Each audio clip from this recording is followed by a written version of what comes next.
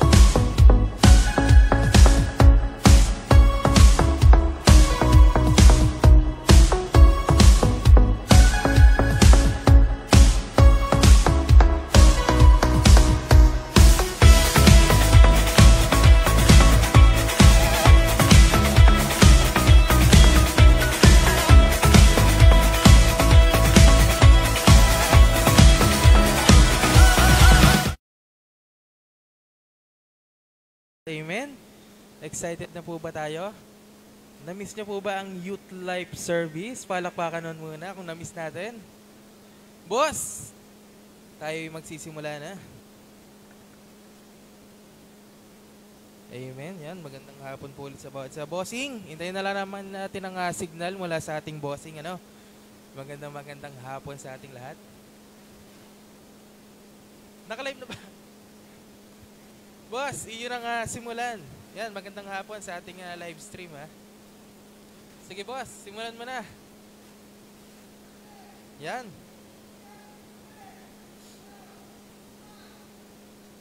Iyon, palakpakan naman sa Panginoon. Amen. Welcome sa ating first ever Youth Life Service ngayong 2025. Isang malakas nga na palakpakan para sa Panginoon. Amen. Talagang walang nagbago mula 2024 shifting to 2025. Yung energy natin ay nandun pa rin. So, welcome sa atin, sa bawat isa sa ating mga pastors, sa lahat sa nandito sa ating bulwagan. Siyempre, sa nanonood din sa atin sa online. So, alam ko bawat sa atin ay ready, excited na to mag-praise and mag-testify. Siyempre, marinig yung kabutihan ng salita ng Lord ngayong hapong ito. Amen. So, welcome ulit. At tayo po yung magsitayo para simulan na ang ating programa ngayong hapong ito sa ating praise and worship. Sige po, tinatawagan po ang ating music team.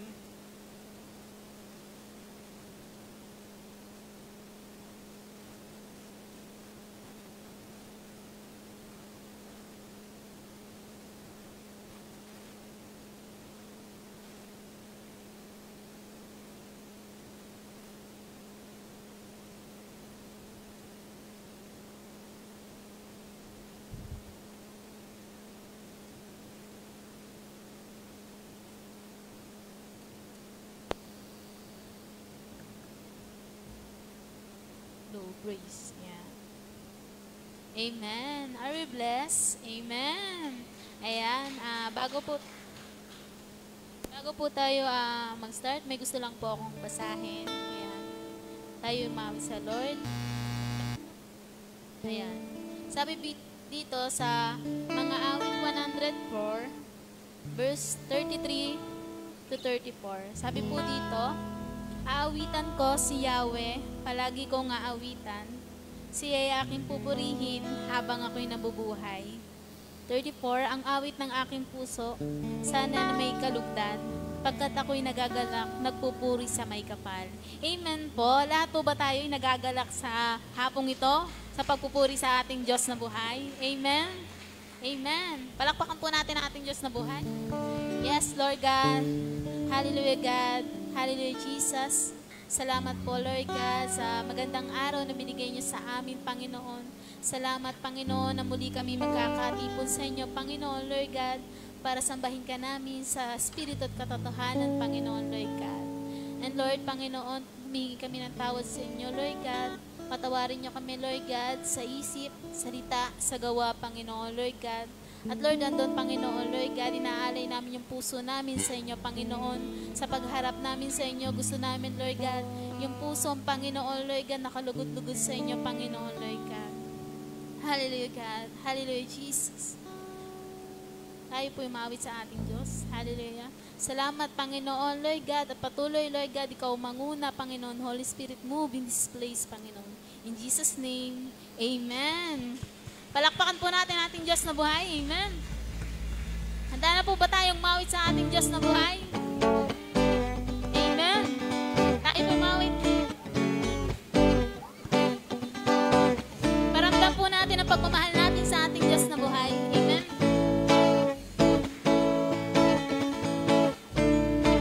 Hallelujah.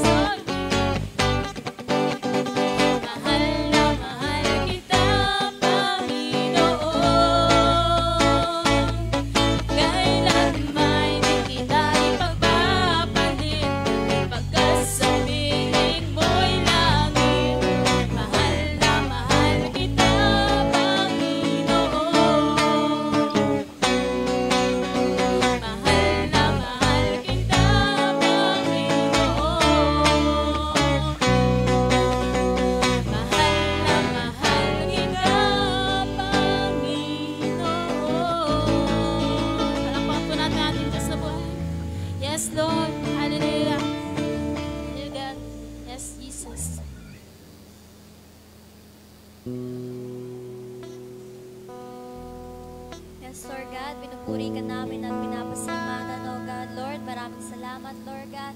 Tunay na, Lord, na mahal ka po namin, O God.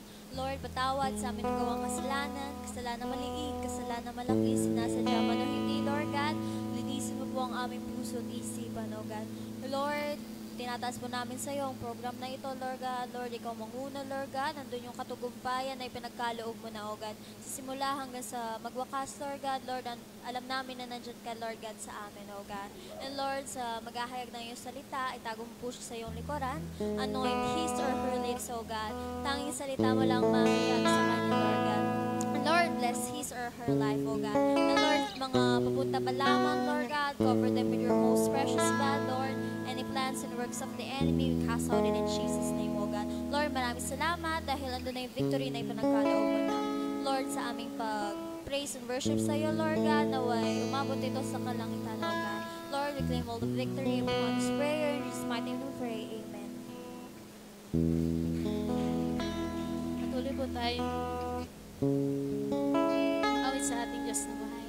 Hallelujah. Hallelujah, Jesus.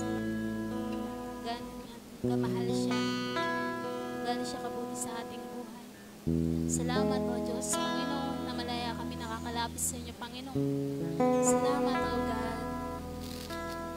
Lord, itong pag-aawit namin sa inyo, Lord God, ay mula sa aming mga puso, Panginoon, Lord God. Hallelujah. Panginoon, ay buti mo sa akin, yes Lord. Ikaw lamang ang tangi ko sa sambahin, yes Lord. Awitan kita, awitan kita.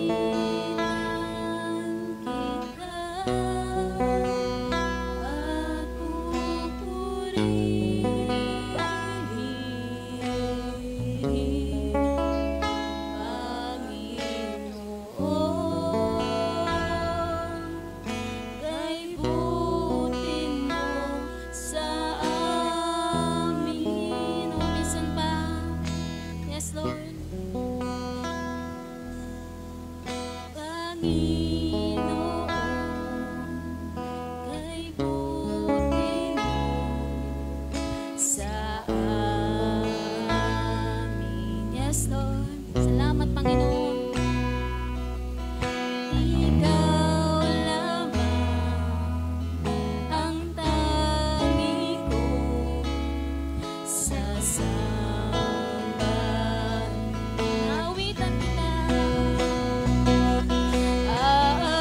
Awitan kita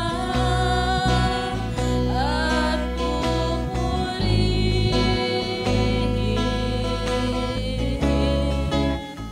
Panginoon.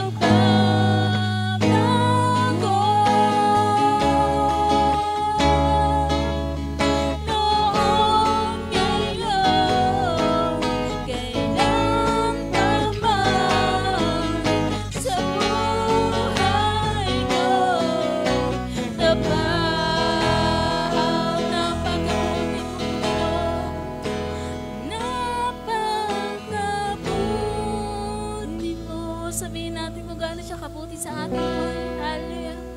Aming Diyos Ama.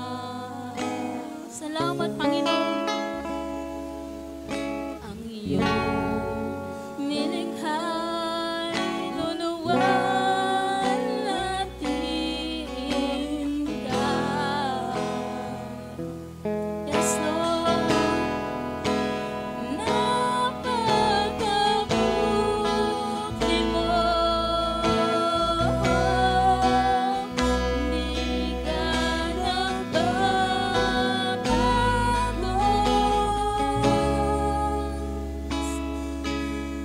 Noon, ngayon, kailan pa man sa buhay ko tapat.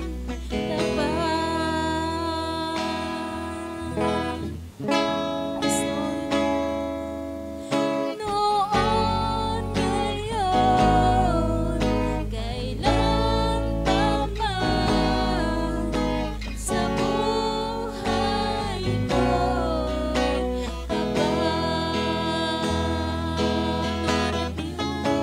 Yes, Lord. Noon, ngayon, kailan pa man sa buhay ko tapat. Yes, Lord. Hallelujah, God. Hallelujah, Jesus, Panginoon, Lord God. We praise your name. We glorify your name, Panginoon. We honor you, Panginoon, Lord God. In Jesus' name, amen. Amen.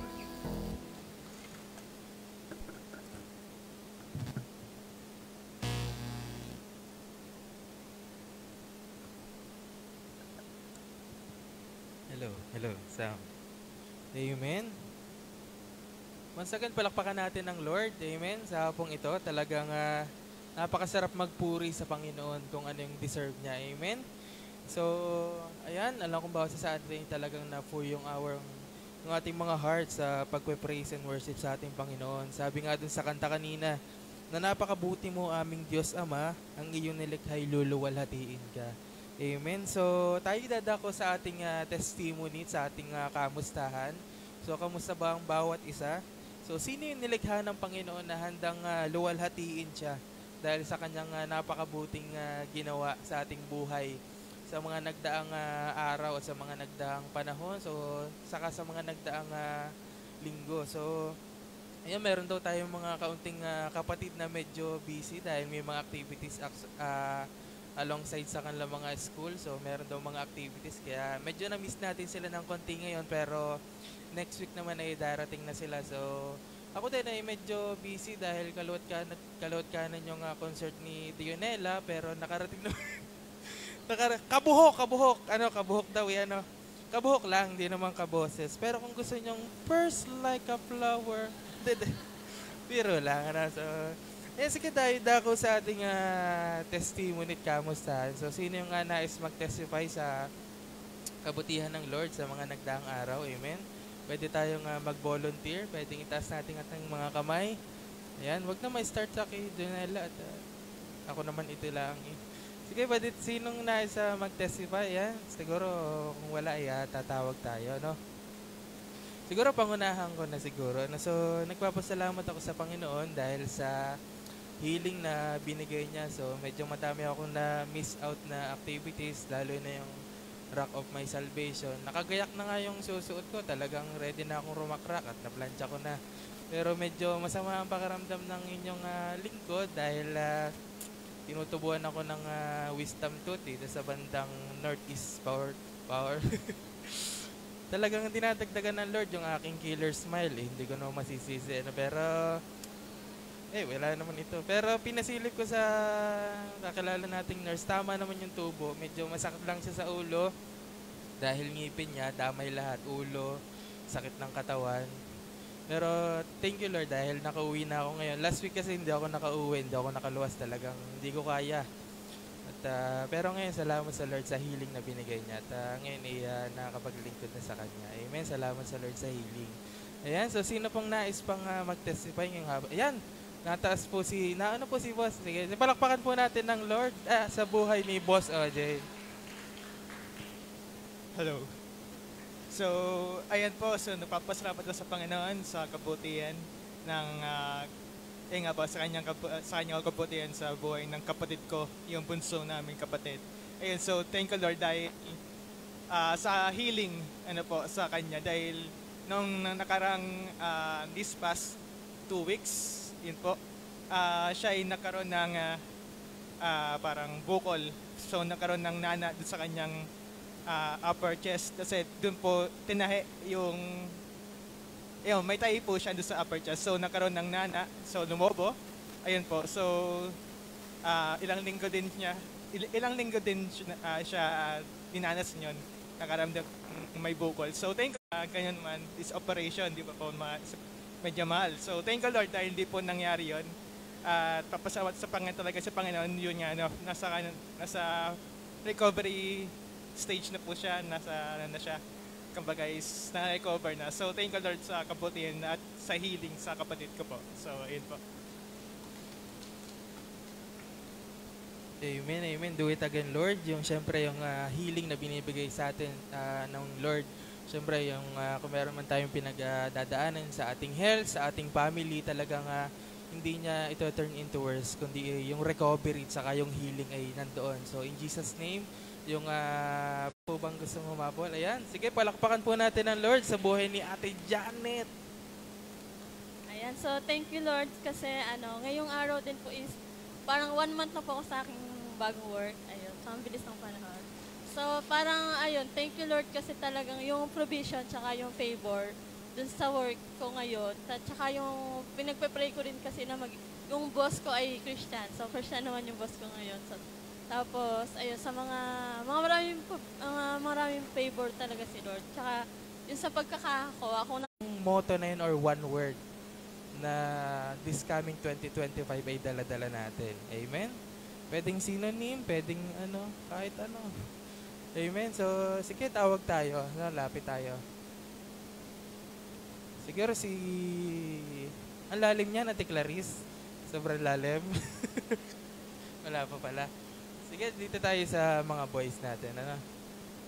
Siguro ito si Kuya. Ay, ang ating El Presidente. Hindi, sa akin, more strength from the Lord. More strength from the Lord. Amen. Siyempre, 2025, more strength from the Lord kasi marami tayong battles na ipapapanalo. Amen. So, siguro dito naman tayo sa girls na. Siguro yung victorious in every aspect of life. Amen. Victorious. Naniniwala ba tayo na ang bawat sa atin ay victorious ngayong 2025? Amen. So, tawag siguro tayo dito sa online. Yun. Motto ko, focus lang. Yan, focus lang. Talaga. Sa online.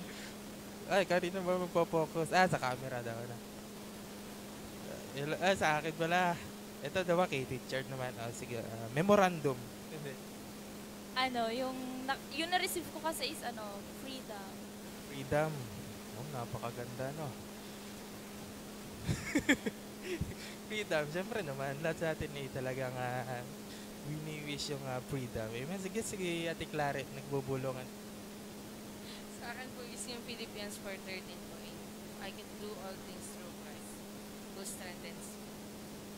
Amen, amen. Napakagandang baon nun sa ating 2025. Ate Janet, sige si Ate Janet naman siguro, siguro sa akin, wisdom talaga. Wisdom sa lahat ng aspect. Thank you, Lord. Amen, amen. Wisdom. Si Ate Cindy naman. Keep going. Yan, keep going. Si Ate Ruth. Faith. Faith. Amen. Napakaganda ng faith.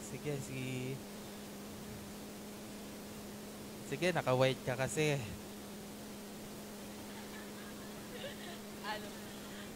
One word. Surely. Oh, surely. Sige, naka-white ka kasi. Forever blessed. Wow, forever blessed. Amen. Kakanta yata ulit sa... si Ate Eka naman. Sa akin, follow God's will. Yan, follow God's will. Siyempre, napakaganda. Sige, dahil naka-block ka,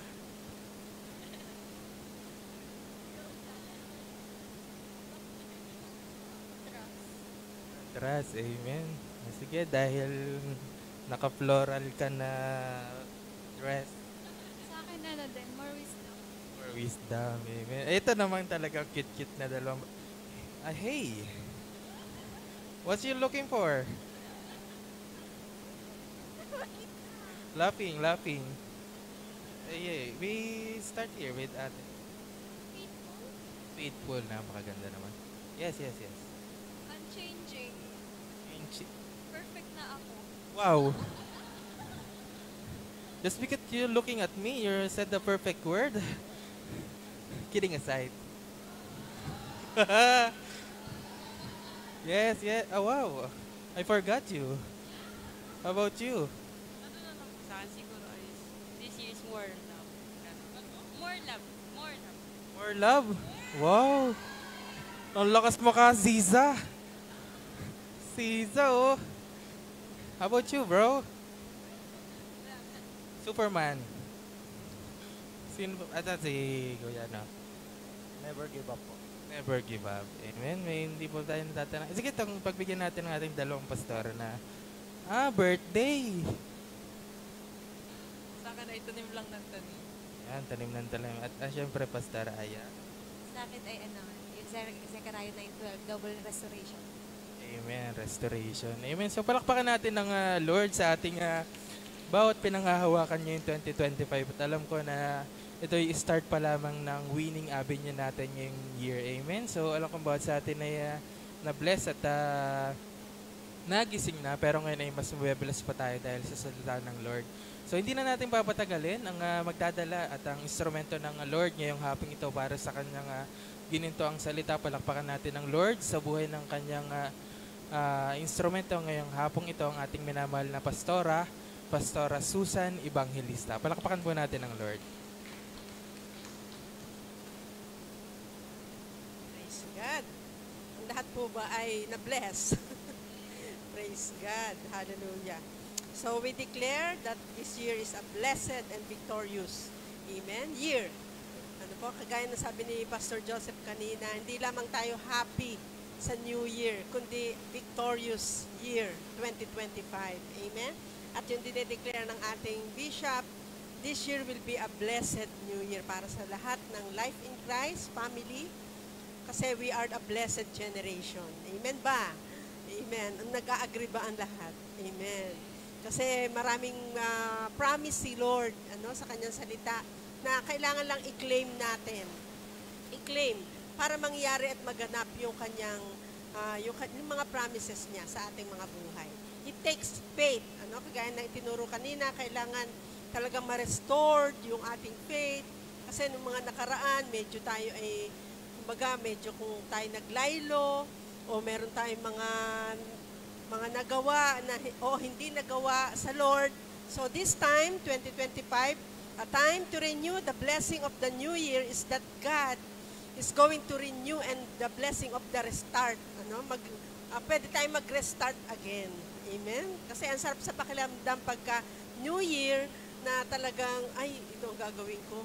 This year, ay, ito ang gagawin ko. Diba? Marami tayong promises din sa Lord na Lord, this time ay gagawin ko na ito. Yung mga hindi ko nagawa ng 2024, this time ay gagawin ko. Amen? So, praise God. Purihin ang Panginoon at tayo ngayon ay mag-aaral muli ng salita ng ating Panginoon. Babaunin natin for the whole year 2025. Tayo muna ay manalangin sa ating Lord ng kanyang paggabay. Thank you, God, for this privilege, opportunity, O God, na kami ay minsan pang makapag-aral at makapagbulay ng iyong mga salita. Thank you, God, for the beginning of this year, the very first Sunday service ng Youth Life. Lord God, ikaw po ang aming mapaparangalan, ikaw po ang aming inuuna, Panginoon. Lord, salamat sa kalakasan at patuloy na inaalaw mo kami, Panginoon, na makadako sa lugar na ito upang ikaw ay aming sambahin. Hindi lamang makita ang aming mga kapatiran, kundi ikaw mismo, Panginoon, ay aming maparangalan sa aming mga buhay. Lord, we thank you so much, God. Sa iyo namin ipinagkakatiwala ang oras na ito ng aming pag-aaral. Hallelujah. Open up our eyes, our spirit, O God, at ikaw lamang ang mangusap sa bawat isa po sa amin. Hallelujah. At ikaw din ang mapararangalan, maitataas ang iyong dakilang pangalan. Ito po ang aming nagkakaisang dalangin sa pangalan ni Jesus. Amen and amen. Palakpak po para sa Lord. Praise God. Hallelujah. Meron pong ibinigay ang Lord. Ano po, habang ako'y nagme-meditate at sinabi nga ni Pastora na ako yung mag-share ngayong hapon ng the very first Sunday service ng youth. Kasi dumaan ang January, nung second Sunday meron ata tayong workers night, kaya hindi tayo nakapag-gather. But praise God, tayo nagpe-pray dahil kasama sa prayer natin na yung iba pang mga youth ay ma-invite natin.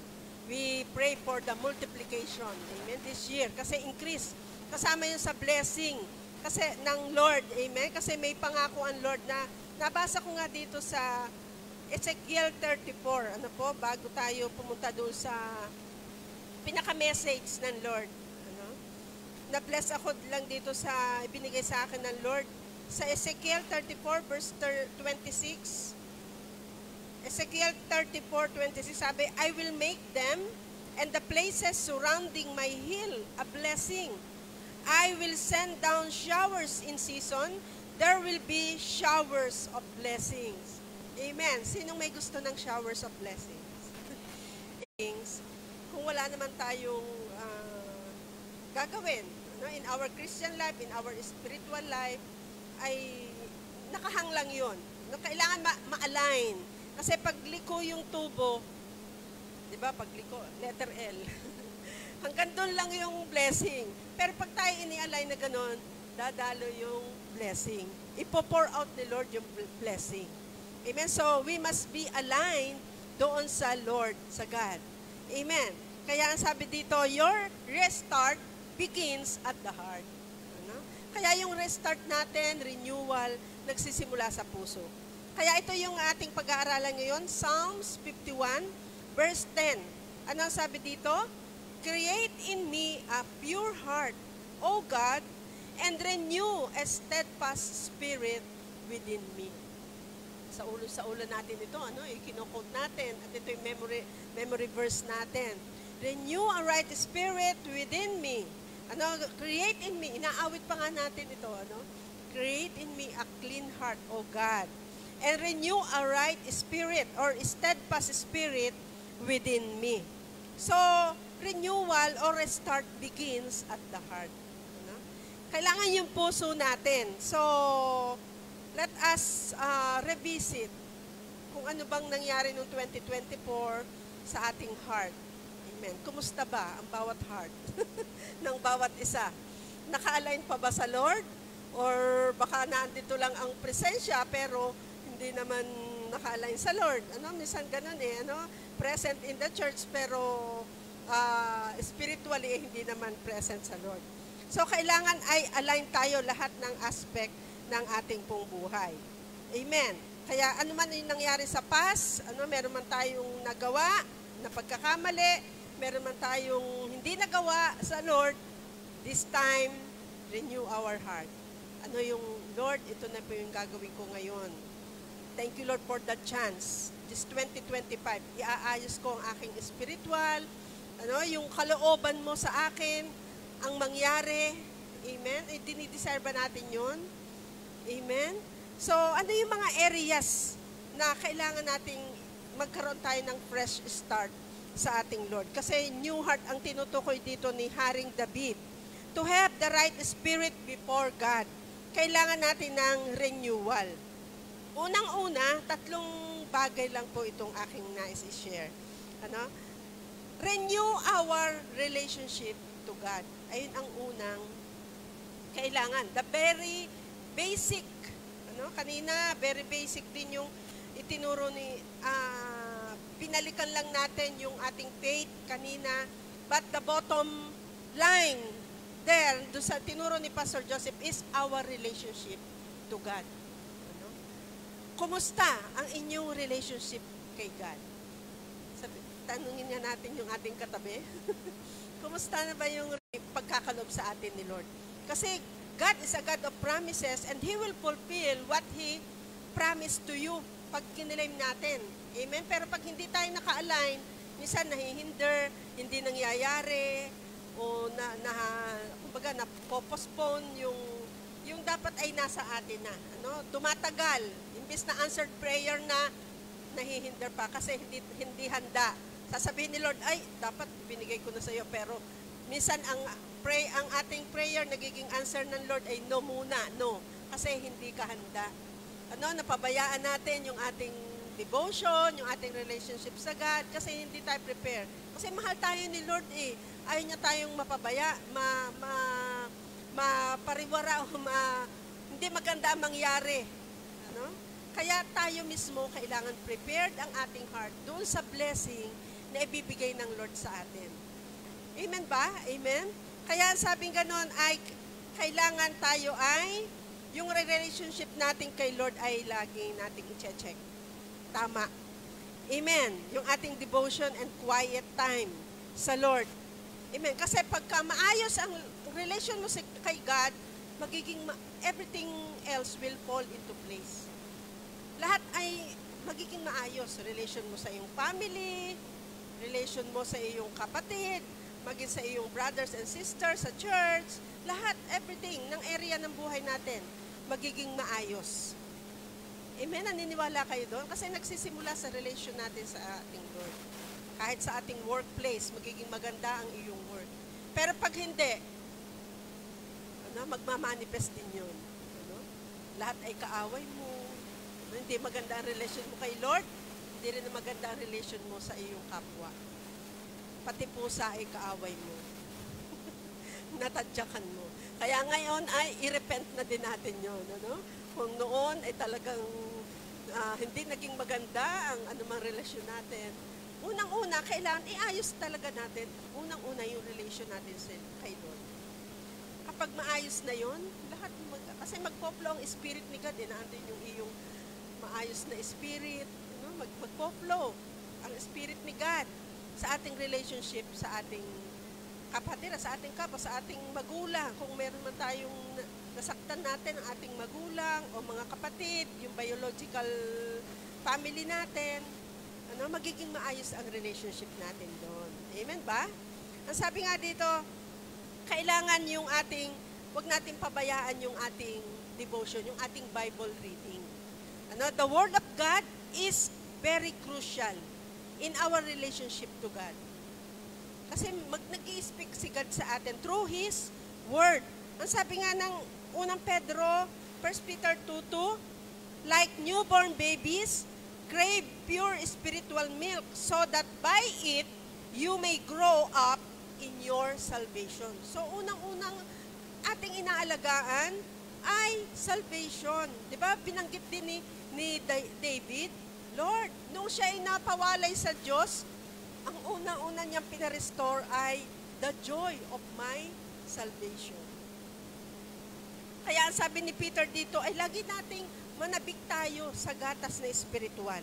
So that by it, you may grow up in your salvation. Kasunod agad nung lalago tayo sa ating yung kaligtasan, yung ating knowledge about salvation. Amen? So, napakahalaga ng ating Bible reading, devotion sa Lord. Amen.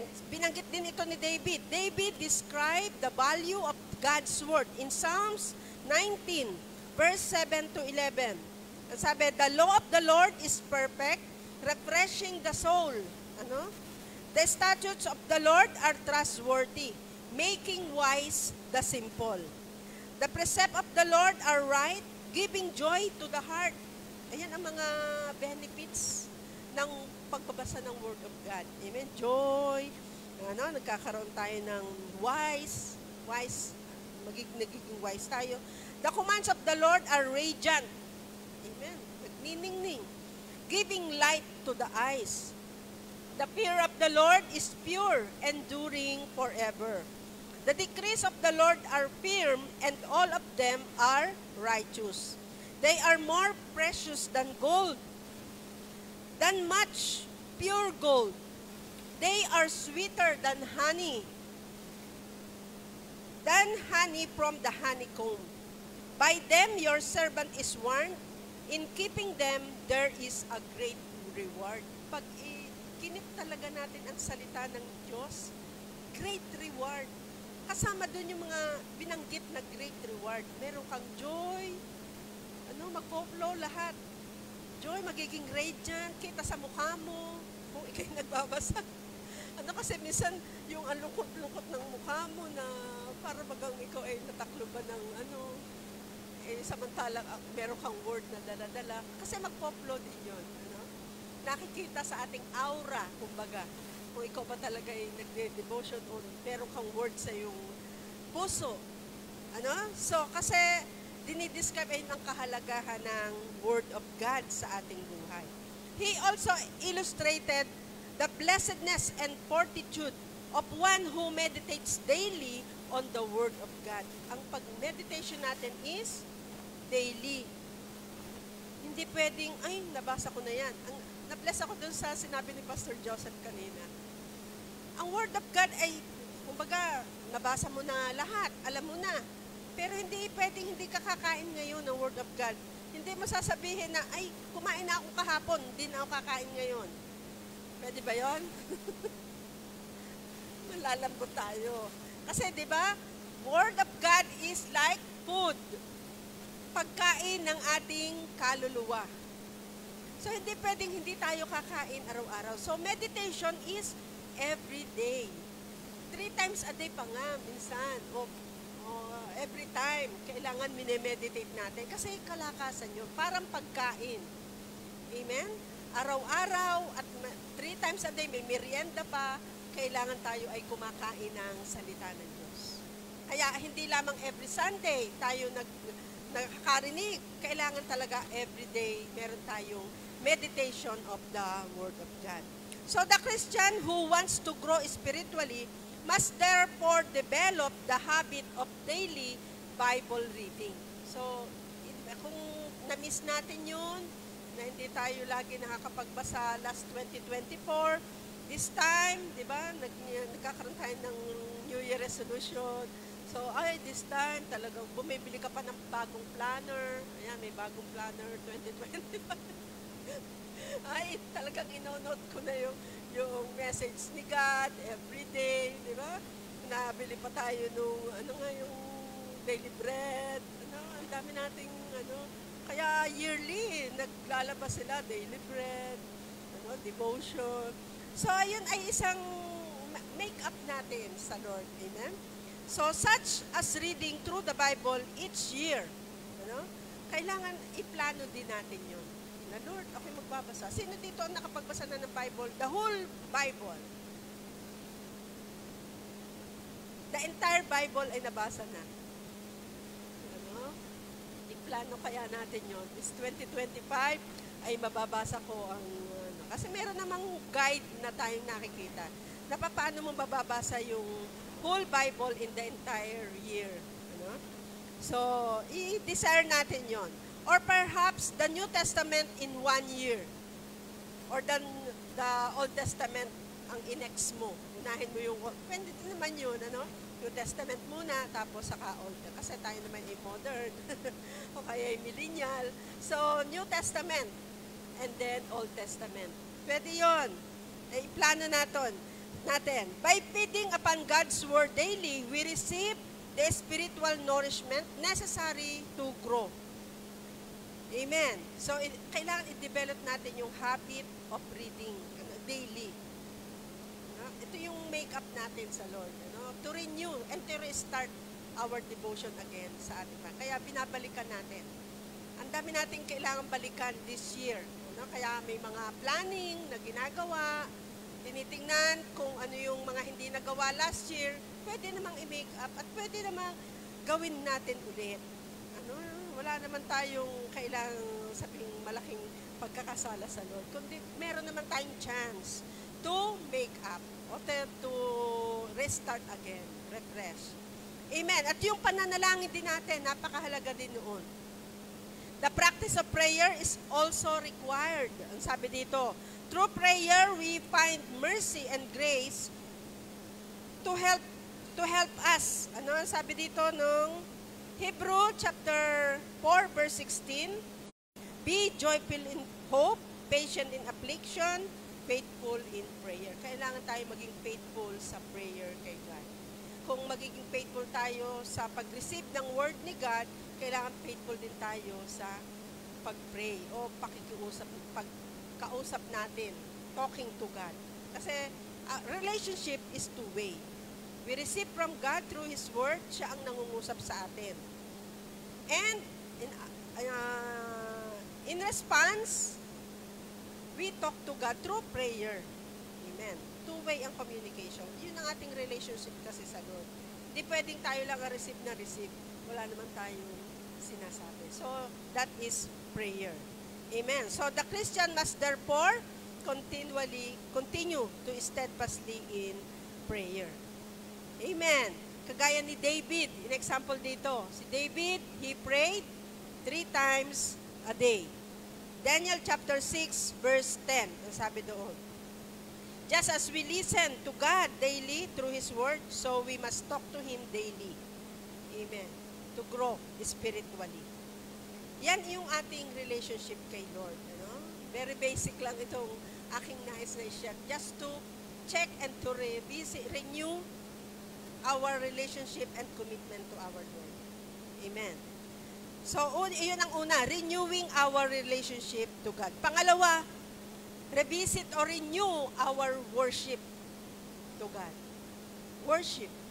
Ayan, lagi natin ginagawa Sunday after Sunday. But, sabi nga, worshiping God, we can do it sa ating bahay, araw-araw, pwede tayong mag-praise kay Lord. Sabi, praising God in song is also conducive to spiritual growth. Kagaya ni David, si David is called the man after God's own heart. Na-develop sa kanya ang practice ng pag-awit, pag-worship, araw-araw. Ang sabi ng awit 104, verse 33.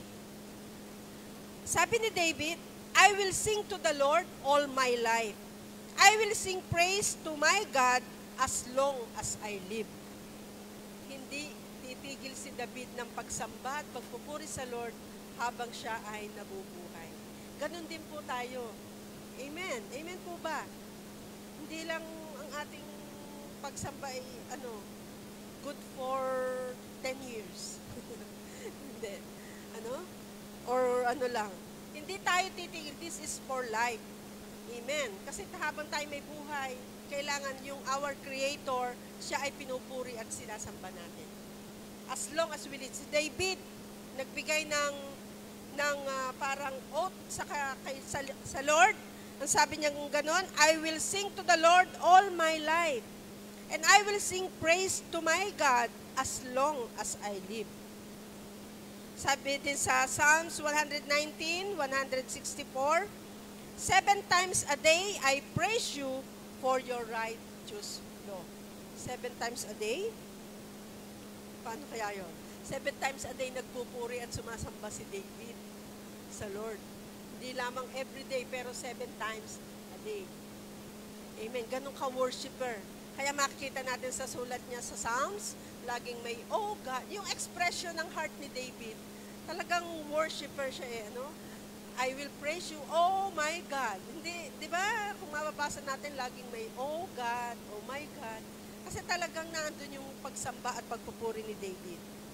Ang sabi din ng Colossians chapter 3, verse 16, let the message of Christ dwell among you richly as you teach and admonish one another with all wisdom through psalms, hymns, and songs from the Spirit, singing to God with gratitude in your heart. Amen. So, even sa New Testament, sabi ganon, let the message of Christ dwell in your heart among you, richly and teach you and admonish one another with, sa ating pagsama-sama, tayo ay nagpupuri, umaawit ng mga psalms, hymns, and songs from the Spirit, singing to God with gratitude in our heart. So worship or singing is our habit. Maging habit natin ang ating pagsamba. Kahit nga naglalakad tayo, amen, papunta dito, o umawit lang tayo sa Lord. That is part of worship yun. Amen. Pag kayo naiinip, may nag-aantay ka ng sasakyan, tagal naman ni brother na susundo sa'yo. Pwede kang sumamba, mag-utter ng worship sa Lord. Amen? Anytime, anywhere, you can worship our God. Amen. Sabi din ng James 5:13, is anyone among you in trouble? Let them pray. Is anyone happy? Let them sing song of praise. Sinong happy? Dito. Lahat tayo happy. Amen? So let your heart sing joyfully, kahit worship sa ating Lord. Kasi yun ang sabi dito, Kaya napakaganda. Sabi ng James 5:13, kung may trouble, mag-pray ka. Pero kung ikaw ay happy, let them sing. Is anyone cheerful? Let him sing praises. Amen. So that is the command of the Lord. Ang sabi din ng Acts 16:25, about midnight, Paul and Silas were praying and singing hymns to God, and the other prisoners were listening to them. Nasa trouble si Paul, sila'y nasa prison. Pero, di ba, alam natin, kung ilalagay natin ang ating sarili na nasa kulungan, ay ang hirap ng sitwasyon. Pero, anong ginawa ni Paul? Siya ay nagpuri. Tapos naririnig ng ibang kamate niya. Anong tawag na? Prisoner mate nila. At na-bless, kahit sa prisoner ay may na-bless pa rin. Through pag-awit at pag-worship ni Paul. At kung ating babasahin pa doon sa Acts na yon ay miracle happened. Diba? May nalagot ang tanikala, maraming naganap noong time na yon na si Paul ay nasa prison. So, praise God. So, check our heart. Lord, ikaw ba ay nasasamba ko pa? Amen? So, this time, double. I-double natin. The Christian should make singing a habit that is second nature to him or to her. Amen. So, as we develop the habit of daily Bible reading and prayer, let us also develop the habit of singing praises to God daily if we seek to grow. Amen. So, mag-grow pa tayo spiritually at sa ating relationship sa ating Lord. Amen. Our goal is our relationship to our God. Ayun yung pangalawa. And last but not the least, may lang talaga ako magturo. Ayan, alam nila, Pastor Eddie. Number 3 is renewing our commitment to God. Ayan. The assemblying. Unang-una doon sa commitment is our fellowship. Yung assemblying, fellowship. Kasi that is also one of the way to Christian growth. So, assembling together with other Christians is very important. Alam natin yun sa Hebrews chapter 10, verse 24, di ba?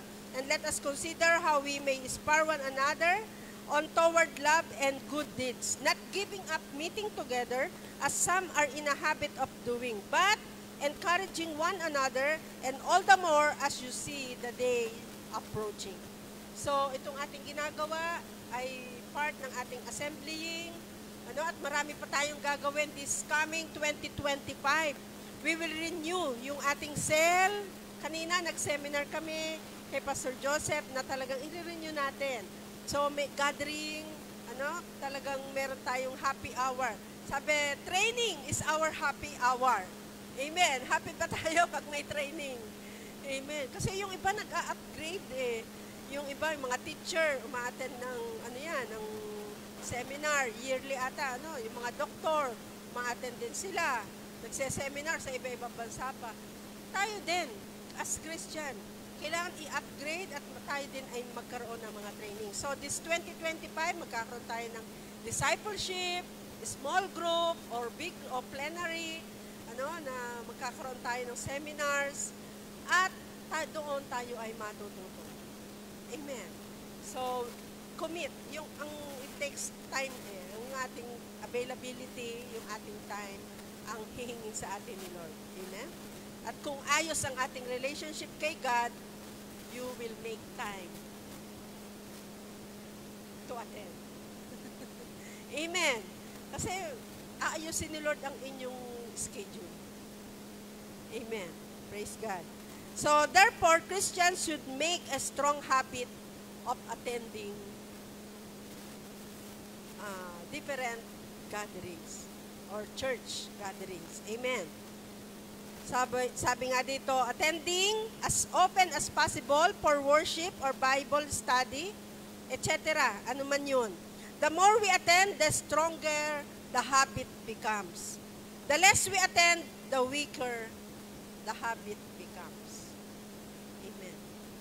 So, lalakas tayo dun So, Christians who make it a habit to skip the assemblies struggle in their effort to grow spiritually. No Christian has become stronger by neglecting the assembly. Walang Kristiyanong lalakas at tatatag kapag nineglect niya ang mga assembly. O hindi siya nakikipellowship. Ang pinaka-word dito sa atin is fellowship. Amen. Kayo na may mga single. Wala pa kayong mga ano ba yun? Kadobol. Wala pa kayong magbabawal sa inyong partner. Wala pa naman kayong mga anak na talagang kita natin, di ba? Pag nagkakaanak na, talagang ako nabe-bless, yung si Steph, nire-renew niya yung kanyang commitment. Kasama ang baby sa church. Ay cooperate si Ethan. Habang nakanta yung kanyang mami, ay siya na may nanonood lang, mamaya tulog na. Ay ayaw din naman magpaiwan sa bahay ng kanyang beloved. Sasama daw sa practice. Eh di sama. Kasama. Ang bata at kasama, meron siyang doon, audience. Silang dalawang mag-ama. Amen. Praise God. So, hindi hadlang kung ano man yung ating meron tayo. Kasi buhay natin, buhay to Amen. Buhay natin ang tatatag, ang pinatatatag ng Lord. Ano man yung sitwasyon natin sa buhay. Kami, hindi namin ilalayo. Kami naglingkod sa Panginoon. Wala kaming katulong. Tatlo, si Steph, si EJ, si Yuri. Kasama sa Bible study. Wala pang sasakyan, naka-tricycle. Paghahayo ay tricycle. Minsan kagaya nung testimony ni Pastor Joseph, nababasa ng ulan. Walang magagawa, pero ang Lord ang nag-iingat. Na pag may kaunting lagnat hilot lang, hindi pwedeng ospital, walang hihilutin lang yun ni Nanay Normita nung nabubuhay pa yung isa naming kapatiran. So God is good, ipinapakita ng Lord. Ang daming pangako ni Lord. Sabi ni David, ako'y naging bata hanggang sa tumanda. Wala akong nakita na sino man naglingkod sa Panginoon ay kanyang pinabayaan. Ay nanlimos o naging hampas lupa. So, God is good and God is faithful. May ipapakita ng Diyos ang kanyang katapatan sa atin. Basta make ourselves available o magawa natin yung kalooban ng Lord. Nais niyang mangyari. Yung purpose niya mangyari sa ating buhay. Amen? At nais ng Lord na patuloy tayo sa Kanya. Amen? At meron pa palang isa. Last na ito. Yung ating service or ministry. Renewing our commitment in our ministry. Yung paglilingkod natin. Kasi lahat tayo ay may special gift na tinanggap mula sa ating Panginoon. Ano sabi ng 1 Peter 4:10? 1 Peter 4:10. Yan. Each of you should use whatever gift you have received to serve others as faithful stewards of God's grace. in its various forms. So, bawat isa daw sa atin, anuman yung ating gifts na tinanggap sa Lord, maraming talent or gifts na binigay ang Lord sa atin. Ipagamit natin yon sa ating Lord. Ang sabi nga ng Romans 12, verse 6 to 8, we have different gifts according to the grace given to each one of us. If your gift is prophesying, then prophesy in accordance with your faith. If it is serving, then serve. If it is teaching, then teach. If it is to encourage, then give encouragement. If it is giving, then give generously. If it is to lead, do it diligently. If it is to show mercy, do it cheerfully. Marami tayong gift. Lahat tayo ay mga talented. Amen? Talentado. Pinoy. Amen. Lahat, hindi masasabing wala kang gift. Lahat tayo ay may talent na ibinigay ang ating Panginoon. Different and various gift. Amen. So, anong sabi dito? God is glorified when we use our gifts to build or to edify, to build up the church. Amen. Sinong napapalakas yung buong iglesia pag nagagamit natin ang ating iba-ibang gift sa ministry at sa gawain ng ating Panginoon. Amen. Ipagamit natin. Kung merong talented diyan na magsayaw, ay mag-approach kay Ate Ba. Ano? At medyo tumatanda na yung ibang sorry, Pastor Eka. Medyo nagkakaedad at saka malay mo, bigyan na ng partner. Ano na naman. So, kailangan ay may another generation. Ano? So, sila Ate Saya naman, yung sa tambourine. Ano? Yung ibang mga modern dancer, pwede din kayong mag-approach kay Ate Ba na pwede kayo sa tambourine. Maglalagay uli sa, hintay lang natin yung planning this coming Sunday. Maglalagay ng mga practice, para kayo makasayaw na din sa tambourine. Yung mga marunong sumayaw dyan. Amen? Praise God. At sa pag-awit, back up, singer, i-discover kayo ng The Voice. Amen. So, mag-approach lang po kayo. Kasi talagang ang church kailangan ng mga new generation na aawit para. The Lord is glorified when we use our gifts to Him. Walang ibang nag-glorify o naluluwalhati, kundi ang ating Diyos pag ipinapagamit natin sa Kanya. Romans 12:6, meron pa po yung last verse. Ayun na nga po yung binasa ko kanina. So, let us serve like Jesus. Si Jesus is a humble or servant. Sabi nga, napunta siya dito sa lupa, hindi para maglingkod, hindi para paglingkuran, kundi upang maglingkod. Amen? Ganun din po tayo. Tayo ay gagamitin ng ating Panginoon. Mightily.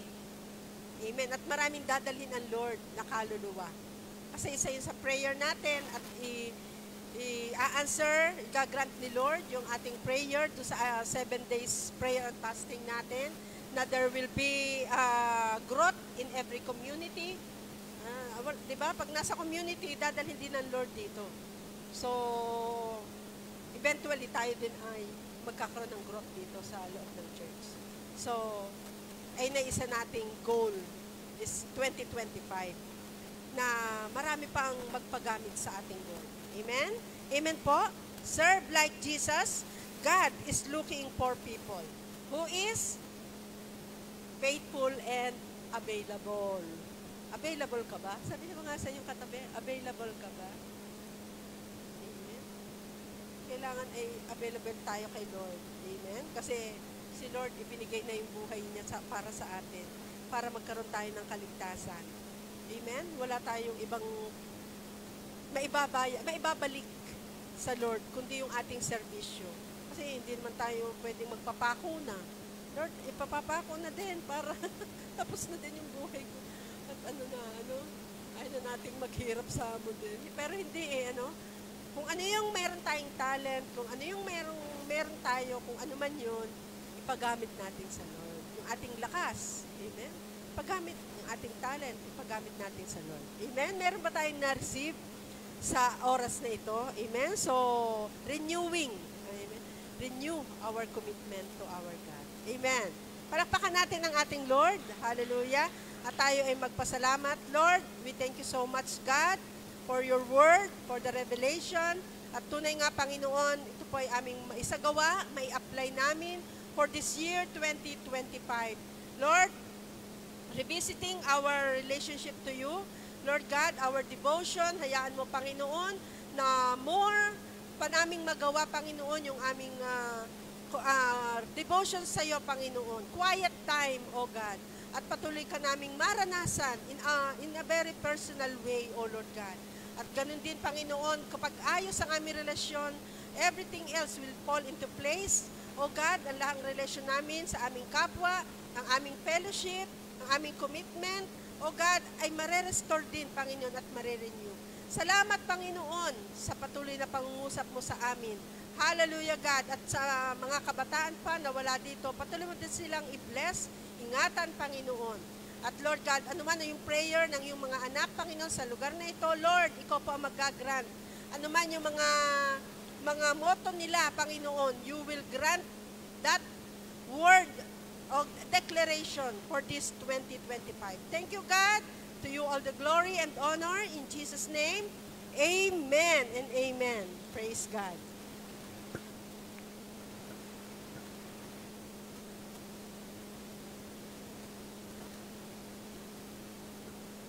Praise. Ayan. So, madami tayo na-receive. Ano po, mula pa kanina umaga. Tapos ngayon, sobra-sobra din tayo. Sobra din yung na-receive natin sa hapong ito. Ano po? So, yan. Tayo po ay dadako na sa ating tithes and offering. So, bago po ang lahat, tayo po manalangin. Yes, Lord God. Hallelujah, Jesus. Hallelujah. Father God, Panginoon, salamat, Lord, sa oras na ito na na-receive namin na the very heart of your word. Panginoon, Lord God, Lord, sa amin tithes and offering, patuloy na ikaw yung manguna, Panginoon, Lord God. Lord, salamat. To all the glory and praises in Jesus' name. Amen. Ayan. So, very short lang po sa ating tithes and offering. Ano po kasi, yun, last year, we give sa Lord abundantly from our heart. And this year, 2025, i-keep natin yung pagbibigay natin sa ating Lord. Ano po? So, sabi sa Luke 6:38, give and it will be given to you, a good measure, pressed down, shaken together, and running over, will be poured into your lap. For with the measure you use, it will be measured to you. So, habang minameditate ko siya, meron lang 3 things we have to put in our mind as we give our tithes and offerings sa ating Lord. Ano po? So, una, yung faith natin. Sabi sa Hebrews 11:6, and without faith, it is impossible to please God because anyone who comes to Him must believe and He exists and that He rewards those who earnestly seek Him. So, sa pagbibigay po natin ng tithes and offering natin, samahan natin ang pananampalataya. Ano po? Wag lang natin ipakita sa Lord na, Lord, nagbigay ako, ganito. Wag lang natin ipakita sa tao na nagbagsak ka dito sa basket. Ano po, lagi nating isama yung faith natin sa Lord. Kasi ano po, yung sa pagbibigay natin, di ba, sabi nga, na laging nare-remind sa akin yung isang guest speaker natin. Ano po, kapag daw po tayo nagbigay dito, ano po, ipanalangin natin para maka-attract, maka-attract yung ibinigay natin sa Lord ng mas marami pa. So, hindi man siya financially speaking, pero nandun yung peace sa heart, yung love, and more pa. Tapos, yun, yung padalawa, yung obedience. Sabi kanina, sa kaninang umaga, yung faith natin, it drove us to obey. Ano po? So, as we give, we obey to God. Kasi sinabi naman po yan sa Bible na give our whole tithe to the Lord, bring it back all to God, kasi hindi po yan sa atin. So 2 Corinthians 9:7, each of you should give what you have decided in your heart to give, not reluctantly or under compulsion. Yung pagbibigay natin, or di ba tayo po, pag sumusunod tayo sa Lord, kailangan yung may kagalakan. Hindi tayo napipilitan sa pagsunod sa Lord. Ganon din po sa pagbibigay.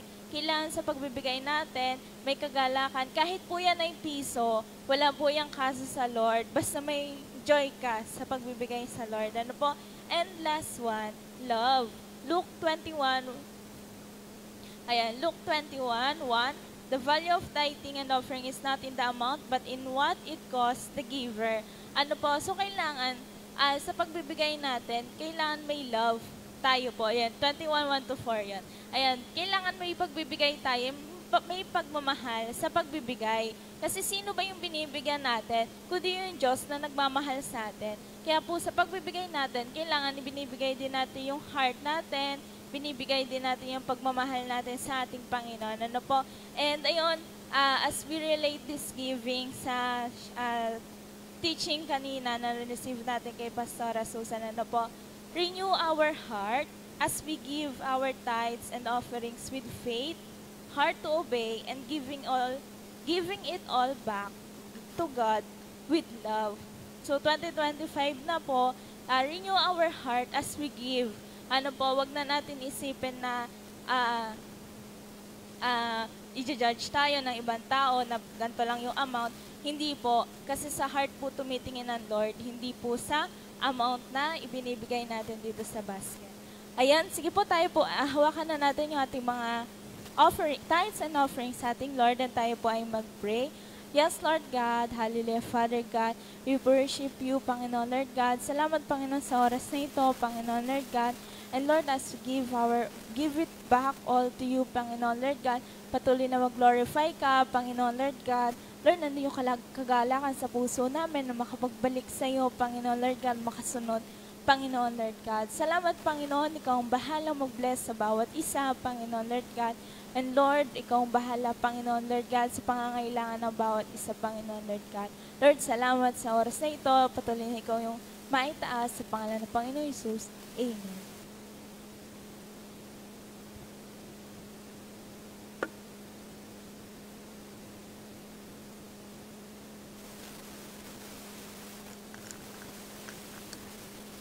Praise, ayan.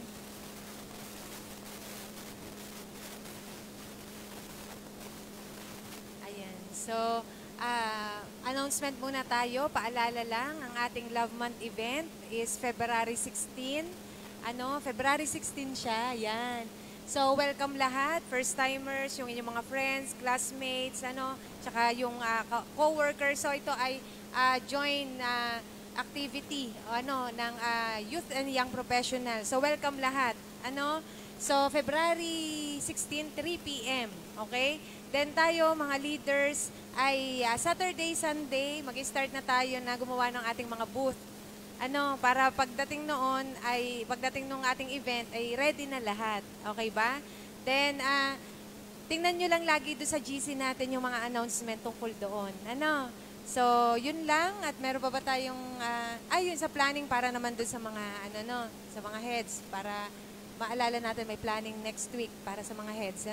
So, yun lang. At tayong lahat ay tumayo. Magkakaroon tayo ng 5 minutes cell grouping. Then, hatid na tayo sa Jollibee Plaza. Okay, so tayong lahat ay tumayo. Magko-closing prayer tayo.